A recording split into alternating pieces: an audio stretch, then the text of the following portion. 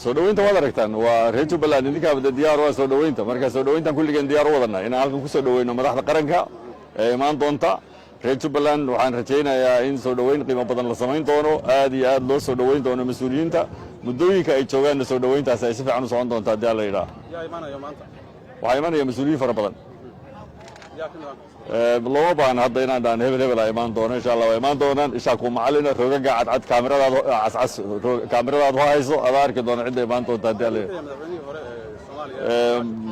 madaxweynihii hore farmaajo ka wada farmaajo processka qayb uu ka yahay raalli buu ka yahay isaga iyo madaxweyne Axmed Maxamed Islaanna waa wada hadlaan anagoo dhawaa wada hadalnaa